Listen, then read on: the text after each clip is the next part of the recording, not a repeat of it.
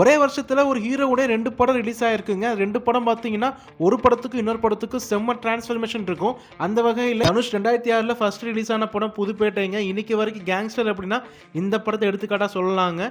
அதே வருஷத்துல திருவிளையாடல் ஆரம்பங்கிற ஒரு செம்ம ஜாலியான ஒரு கேரக்டர்ல பக்கத்து வீட்டு பையன் மாதிரி நடிச்சிருப்பாரு. சம்பந்தமே இருக்காது இந்த படம் இவதான் நடிச்சாரா அப்படின்ட்டு. பிரபல ரவுடி ஜெயிலில் தூக்குமாட்டி தற்கொலை.